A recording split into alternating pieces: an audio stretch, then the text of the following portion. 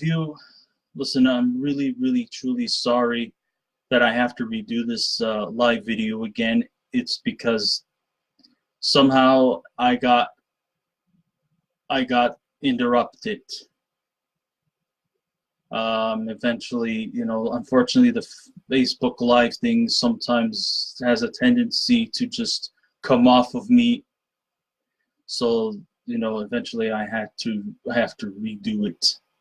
So for any kind of inconvenience, I sincerely apologize. But okay, with all that said, here is take two. This time I'm going to try and be a little less enthusiastic, but I'm still going to try to be as effective as I can, and hopefully they won't cut me off like they did the last time, right? Let's hope not.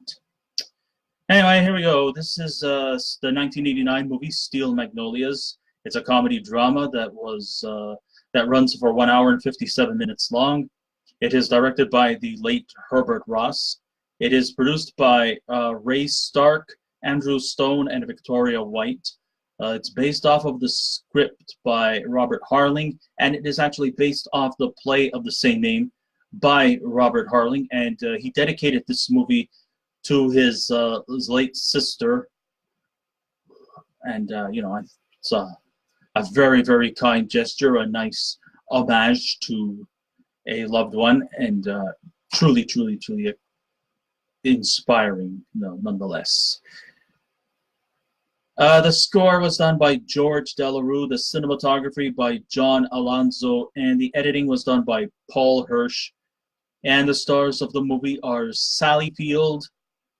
Let's see, what else do we have? We have Dolly Parton, Shirley McLaine, we have Olympia Dukakis, we have Daryl Hannah, and we have Julia Roberts, whose career took off from there. I know her first movie was Mystic Pizza, but she wasn't really on a lot. But by the time you get to the movie like Steel Magnolias, I think this movie really took off her acting career. Some may say Pretty Woman was the movie that launched her career, but I truly like to believe that Steel Magnolias was the corner point for her push to a very successful acting career. She went on in this movie. I think she was Oscar nominated in the category of Best Supporting Actor. But when you think about a movie of this magnitude with a eclectic all-star cast, I don't think there really is a lead, because every character has their fun in the sun. It is a predominantly female cast, and I really detest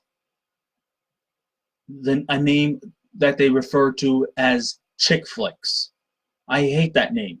It's sexist, it's misogynistic, and I don't think it's really a necessity to label a movie with a predominant female cast as a chick flick. It's sickening. And it's inappropriate.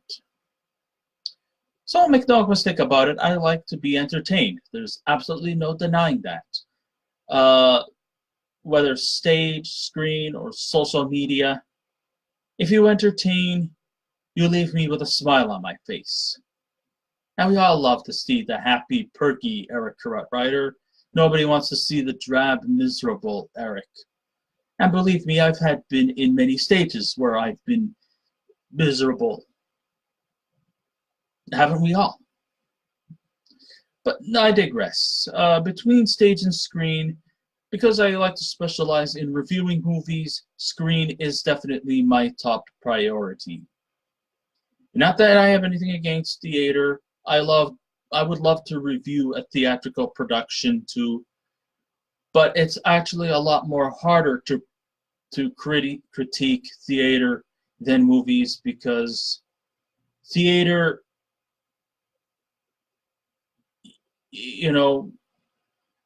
there are good moments and then there are bad moments. So it's a little complex in that kind of sense to evaluate theater.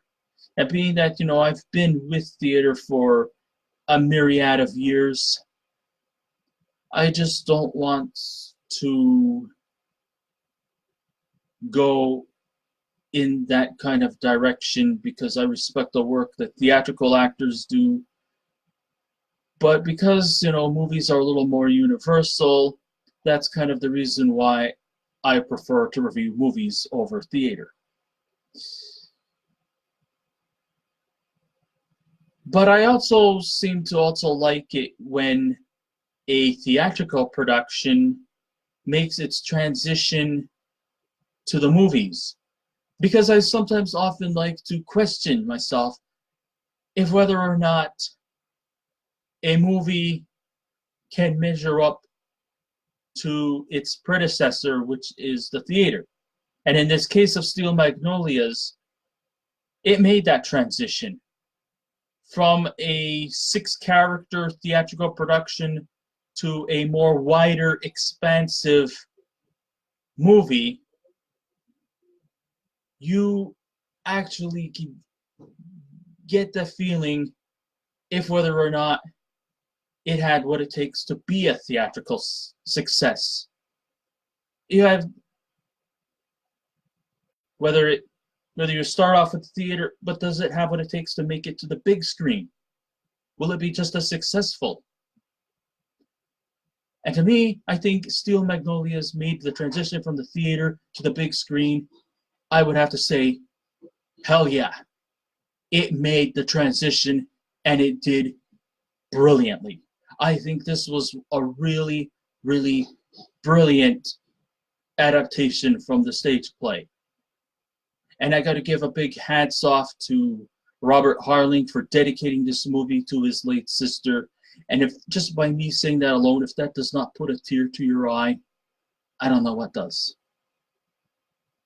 I think there's a lot of love, a lot of care that came into writing this script and for bringing it to the big screen.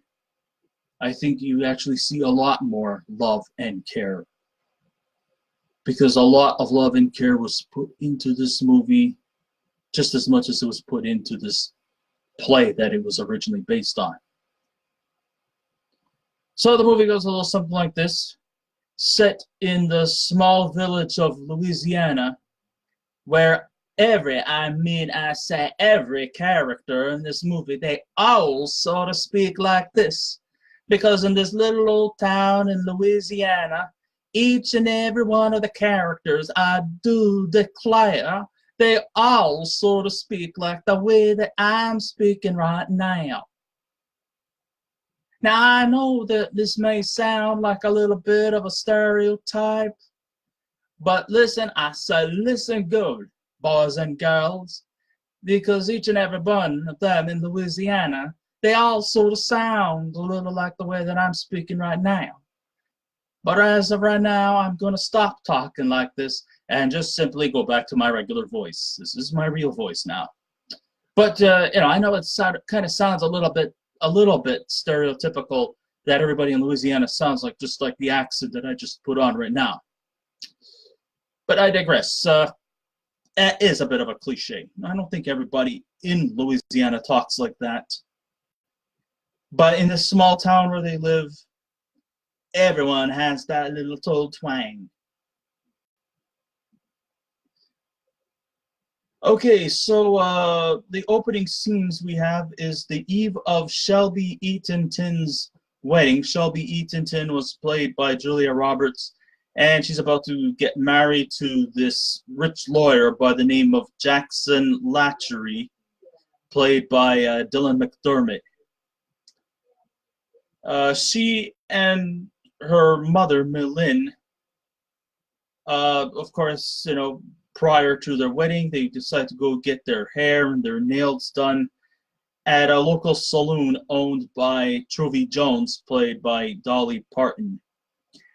Joining them are their friends, Clary Belcher, played by Olympia Dukakis, Weezer Boudreau, played by Shirley McLaine, and they spend their day, talking about town life and the latest gossip and things like that. Joining them is Truvy's newest employee. Her name is Annelle Dupuis. She married a DeSoto, so I guess she's analogy to be DeSoto, played by Daryl Hannah. And so, picking up their conversations, we learned that, Shelby and Jackson have had a bit of their differences as of late, but they're still determined to get married nonetheless. Maybe by them getting married, they might put their differences aside and start fresh and new. Who knows? Anyhow, aside from her, I guess, premarital problems with Jackson, we also discover that Shelby is also, she might be the youngest member of the Magnolias. Sadly, she is also the most fragile. Unfortunately, she is diagnosed with type 2 diabetes, which I think of the diabetics, I think type 1 is bad, but type 2 is even worse. She suffers effects of like low blood pressure. So when she was getting her nails done and her hair fixed, sadly, no, it wasn't sadly. I mean, the sad parts come later on, but she eventually collapses in the saloon, and she eventually everybody just scrambles around to revive her. They force her to either eat sweet candy or make her drink orange juice just so that she could get her blood sugar up. Pretty scary, pretty tense opening scene, but at least fortunately she does come back to her normal form again. But throughout this whole movie, we right away have this real deep concern for Shelby, and for rightful reasons too.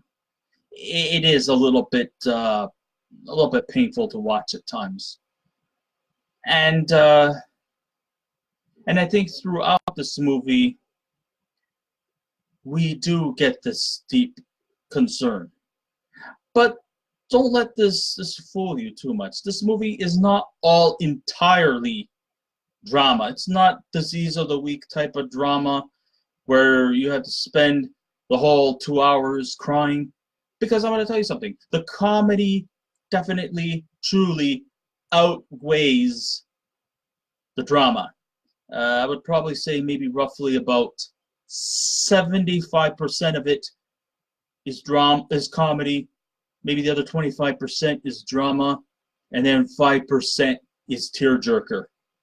And when that 5% comes up, boy, does it come up to you so bad that you'll probably be running out of tissue paper and you're going to start going back begging for more. But just don't let this whole Shelby having diabetes thing worry you throughout. Because there's a lot of funny, humorous moments in this movie as well.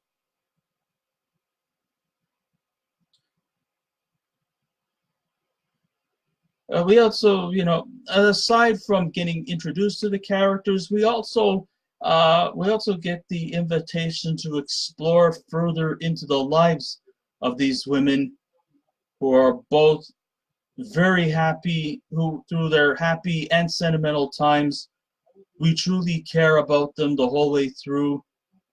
And even through their trials and tribulations, they're always there for each other, sort of like sisters from different age groups. In fact, of the 6 Magnolias that are depicted in this movie, they definitely do have a versatile age range. I like to say that, hello, McCraig. I like to say that the older people are definitely Clary and Weezer. I love the way they play off of each other. Clary being the playful, cheery type, and Weezer playing the grouchy, cantankerous bitch, which Shirley McLaine seems to play organically. They seem to come across each other very well, and some of the comedic foil within these characters is just pure magical. I love it. I especially love it when Weezer gets her comeuppance because her emotional reactions are priceless. And then you have the middle-aged ones. We have McLaine, who seems to put on a lot of the dramatical effects of the story because, let's face it, I think Sally Field seems to come across as being more organically a dramatic actress than she is as a comical character, but she also has done her dab of comedy as well, but I think she's more effective as a dramatic actress. I mean, hey, she's a two-time Oscar winner, so there you go. And then you have Dolly Parton, who seems to be fit right into this kind of movie. Hey, it's set in the South. She's got a natural Southern accent, and she seems to just have that kind of down-home Southern comfort within her character. So it just seems to just come across organically for them. And then you got the younger, well, at the time they were younger characters. We have, of course, Annelle, played by Daryl Hannah, who was, I think she was in her mid-20s at the time. Julia Roberts, she was in her early 20s. So, you know, I like the age groups within these characters, and that it fits in very, very nicely and effectively. And I just think that I think when you think about it, age is just a number. I think what really makes this movie effective is the camaraderie within each of the characters that are portrayed here. Yes. Granted, the average movie fans are definitely far more infatuated with high adrenaline and stories with complex plots. And, you know, maybe, believe it or not, part of the majority as well. But it's still welcome to have simplistic stories that come around from time to time with characters we could easily invest in. I mean, why does life have to be complicated? It's okay to tell simple stories. Hey, sometimes the simpler, the easier to flow through. And so through a series of vignettes, you know, we get a better understanding of the characters, and we definitely find a likeness through each and every one of them without ever falling victim to any elaborate plot twists. And there are no plot twists. There are no surprises in this movie. Is that a bad thing? Of course not. This movie is just as humane and realistic as it can get. The reactions of these women's lives together, good or bad, are definitely absolutely priceless. Through their funny moments, through their sad moments, through their sentimental moments, the playing off and the exchange of dialogue within each of the characters is just fascinating, and it just flows through quite naturally. I mean, each and every one of these characters here are real and believable and somewhat relatable. You may have met a person like Weezer. You may have met a person like Clarice, like McLaine, like Annelle, like Shelbie, or even Truvy. Somewhere down the line. And though the focal character in this movie is basically centered around Shelbie, because a lot of the events that take place in Shelbie seem to take place around Shelbie's life, even though it was sadly cut short, I like to say that each and every one of the characters in this movie just seems to just organically have their moments in the sun, which is great because it just opens up to more further development, and they're not just like pushed in the background and are just used as filler. The 6 female lead characters are anything but filler, and it plays off very, very effectively. Now, like I said, originally, the original play that it was based on was definitely situated solely, I should say, in Truvy's salon. But the movie itself really locates the settings to other public venues in the outskirts of their small town. You'll see them at carnivals, you'll see them at church, you'll see them in a hospital, you'll see them anywhere. And they all seem to take part in events, whether it be Christmas, Easter, New Year's, 4th of July. They it seems that the whole community outpouring is very, very, very effective. I mean, the hospitality each and every character has for each other is just very provocative. And sometimes I think, I wish a lot of towns, especially small town life, could use that unity.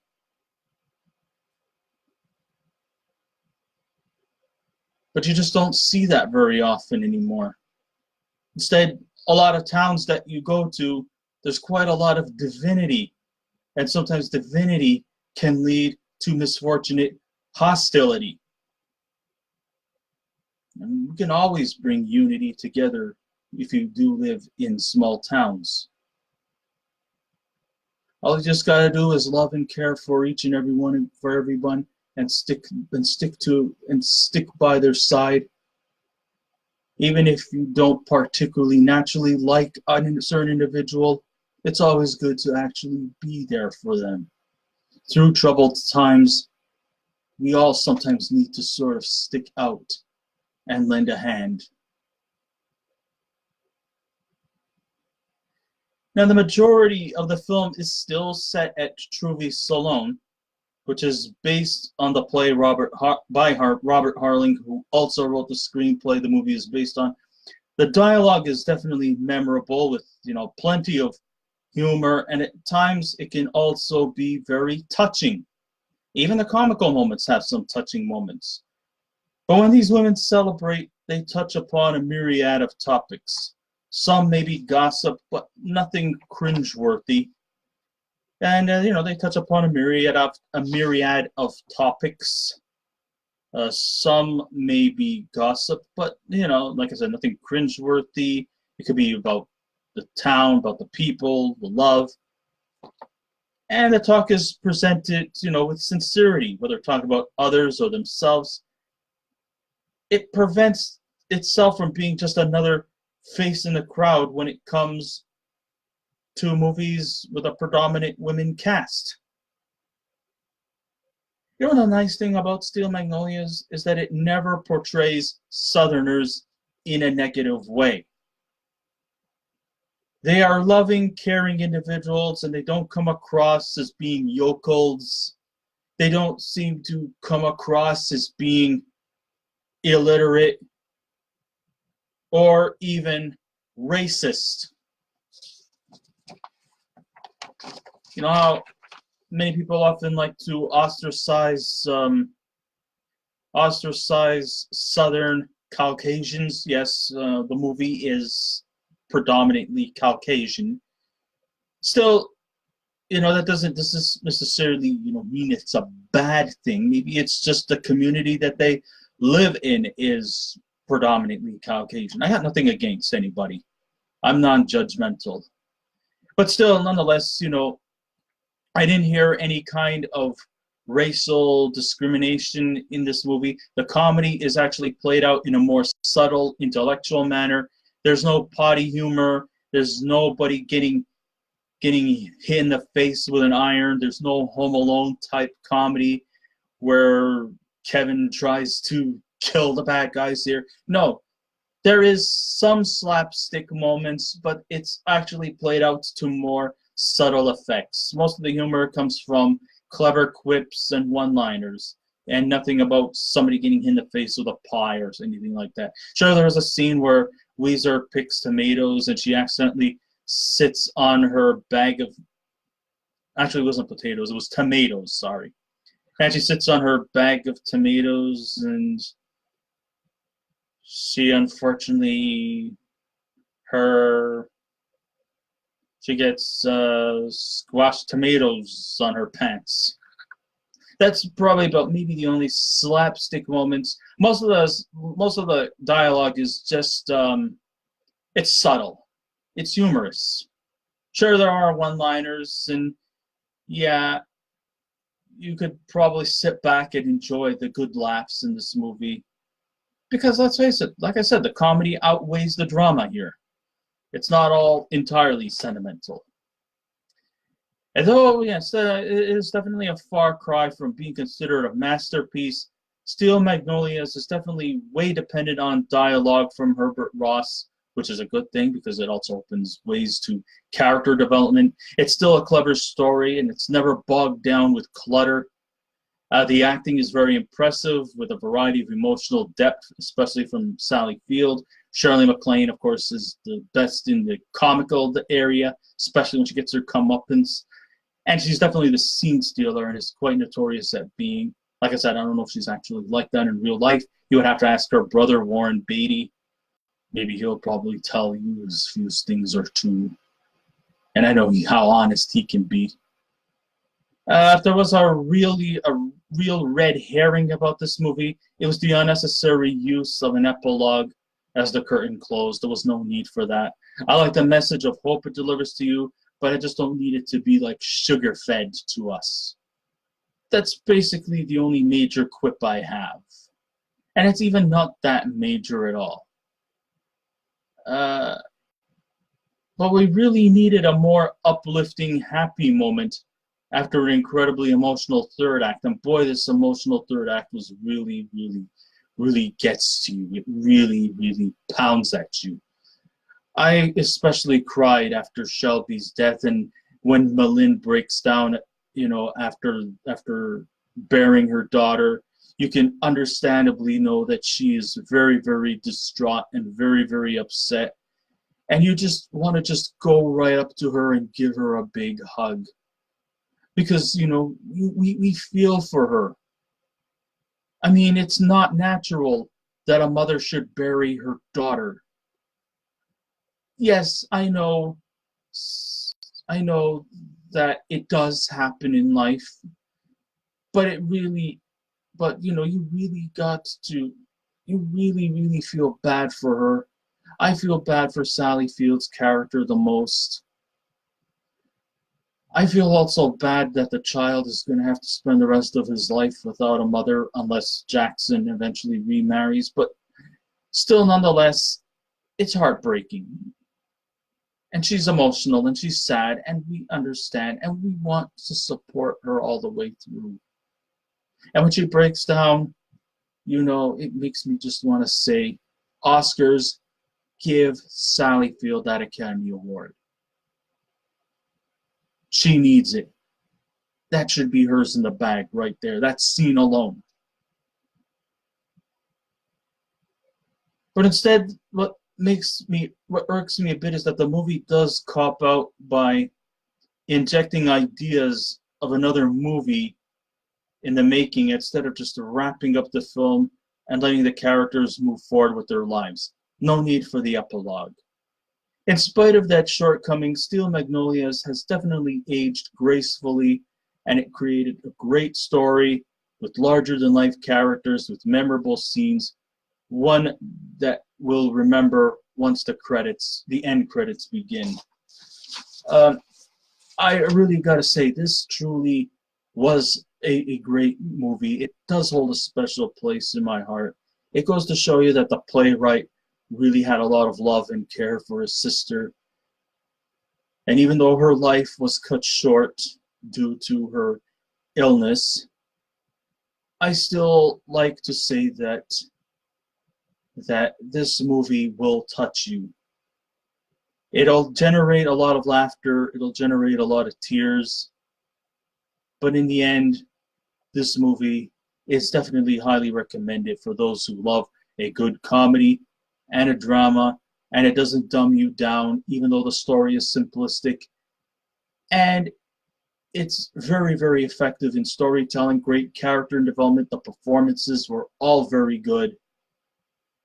And with all that said and done, if I was to give this movie a scale out of 10, I would definitely give Steel Magnolias an 8. So I guess this ends my writer review. Thank you all for listening in. If you wish to subscribe to my channel, please feel free to do so. And if you wish to leave a comment, go right ahead. But just remember, be kind, be courteous, and please refrain from any rude comments. And I will be back again with another movie review. So until next time, this is Eric Corrupt Writer saying, this is ECR, signing OFF.